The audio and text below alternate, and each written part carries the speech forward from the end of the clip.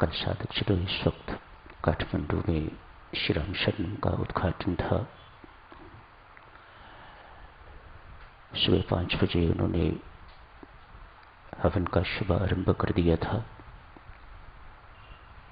सब कुछ उन्होंने अपनी विधि के अनुसार किया। 11 पंडित बुलाए हुए थे। सामान्यतः और स्थानों पर एक ही पंडित होते हैं, इन्होंने 11 बुलाए हुए थे। बहुत से साधक यहाँ से गए थे, पंजाब से बहुत थे, गुजरात से भी कुछ पहुंचे हुए थे। उन सब साधकों का मैं हृदय से धन्यवाद करता हूँ। आपके जाने से उनका कितना उत्साह बढ़ा होगा, कितना अपनापन उन्हें लगा होगा। सीधे साधे लोग हैं, हिंदू राष्ट्र है, हिंदू संस्कृति को बहुत मानने वाले हैं। निवेदन भी उनकी सेवा में यही किया था, मेहरबानी करके हिंदू ही रहिएगा। हिंदू संस्कृति बहुत धनवान है, बहुत रिच है। इसे कभी किसी भी कीमत पर छोड़िएगा नहीं। 2 शब्द बधाई के बाद जो उनकी सेवा में अर्ज किए थे वो हिंदू संस्कृति के ऊपर ही थे। इसको अपने जीवन में रखिएगा। ऐसा नहीं कि कभी हिंदू बन गए और कभी नॉन हिंदू बन गए। ये साधुजनों हमारी बड़ी भारी कमजोरी है, दुर्गुण कहिए। जहां भी ऐसा होता है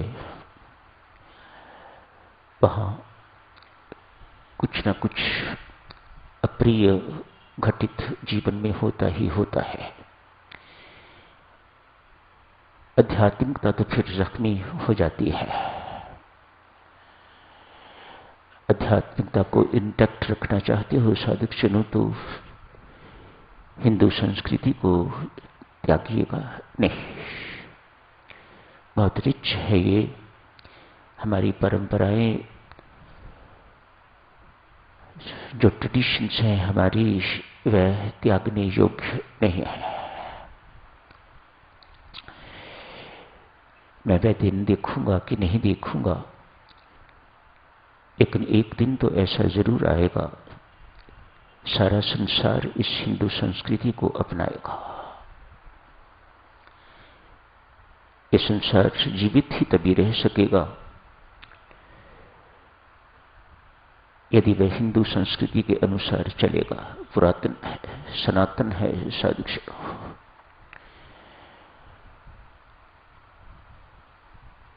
अब सबसे भी करबद्ध यही प्रार्थना है, जानिएगा हिंदू संस्कृति को। स्वामी जी महाराज बहुत कम किसी को ऑटोग्राफ देते थे। यदि किसी को, किसी प्रिय भक्त को ऑटोग्राफ दिए तो ऊपर लिखते थे, अपनी संस्कृति से गाढ़ प्रीति होनी चाहिए। हिंदू संस्कृति कितनी महान है, कितनी रिच है साधुजनों। ईर्ष्या की चर्चा चल रही थी। आज वो चर्चा और आगे बढ़ाते हैं, कल भी जारी रखेंगे। महाभारत की मान्यता है, सारे के सारे रोग एक दुर्गुण जिसे मद कहा जाता है उसके कारण। महाभारत देवी सज्जनों ऐसा ग्रंथ है, महर्षि व्यासदेव कहते हैं जो उसके रचयिता हैं, जो इसमें नहीं मिलेगा वह किसी और ग्रंथ में भी नहीं मिलेगा। इतना उच्च ग्रंथ महर्षि व्यासदेव जी ने, गीता जी में भी इसी में आती है। इतना महान ग्रंथ महाभारत उन्होंने रचा है। उसी ग्रंथ की मान्यता है, सारे के सारे रोग मद के कारण। मद अर्थात घमंड, अभिमान, अहंकार, दर्प, जो मर्जी कहिएगा, सारे के सारे रोग जो हमारे शरीर में आते हैं, जो हमारे मानस में आते हैं, वे सारे के सारे रोग इस मद के कारण।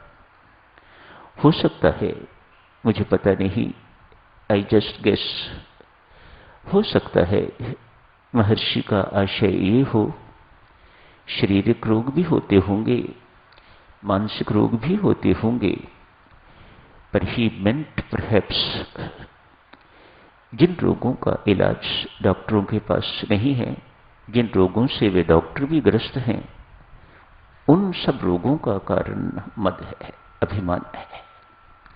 बाकी सबके सब शाखाएं हैं। जहां अभिमान होगा, आप अनेक बार सुनते हो, वहां काम भी होगा, क्रोध भी, ईर्ष्या, द्वेष भी। मानो जैसे सेनापति होता है तो उसे पकड़ लेने से सारे के सारे सीओ होता है, उसे पकड़ लेने से सारे के सारे जितने भी सैनिक होते हैं वे अपने आप पकड़ में आ जाते हैं। एक सेनापति, वह अभिमान, बाकी सब सेना है उसकी। तो बाकी सबके सब रोग, ये सब उस अभिमान के कारण, मद के कारण। एक संत आज कुछ शिष्यों के साथ किसी टाउन में गए हैं। वहां उन्होंने एक कोई जगह पसंद करी है एक आश्रम निर्माण करने के लिए। किसी एक शिष्य का होम टाउन भी है। बहुत देर के बाद, पहले साधु शिष्य ऐसे नहीं होते थे कि थोड़ी देर के लिए आए और घर चले गए। नहीं, शिष्य वही होते थे जो गुरु के साथ ही रहा करते थे। अनेक वर्ष तक उन्हें घर जाने की अनुमति नहीं होती थी और वे नहीं जाते थे। आज भी ये शिष्य गुरु महाराज के साथ ही हैं, अपने होम टाउन में गए हैं।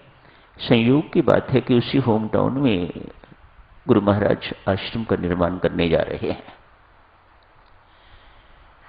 सुना बेटा आया है, माता पिता ने इतने वर्षों के बाद सारे के सारे परिवार के सदस्य मिलने के लिए गए हैं, देखने के लिए गए हैं। इतने वर्षों के बाद बेटा कितना बड़ा हो गया है। ये भिक्षुक लाइफ, ये सन्यासी लाइफ कैसी होगी? क्या उसने बाल बढ़ाए हुए हैं? क्या उसने सिर मंडवाया हुआ है? कौन से कपड़े पहनता है? इत्यादि इत्यादि। बड़े भाव चाव से अपने पुत्र को देखने के लिए गए हैं। जाके सबने संत जी को भी प्रणाम किया। लड़के ने पूछा, रोहिणी नहीं आई? रोहिणी उसकी बहन का नाम है। संकोच में है, जाऊं ना जाऊं। क्या हुआ है उसे? क्यों नहीं आई मुझे मिलने के लिए? किस बात का संकोच है उसे? कहा, तू तो जानता है कि वह बहुत सुंदर थी। अब नहीं। उसके मुख पर कील मुहासे इतने हो गए हैं, ऐसे हो गए हैं जैसे फफोले होते हैं। वह अपना मुख किसी को दिखाना नहीं चाहती। रोग की लंबाई इतनी हो गई है कि वह परमात्मा से भी रुष्ट, संतों महात्माओं से भी रुष्ट, सबसे रुष्ट, हमसे भी रुष्ट, जैसे हम दोषी हो।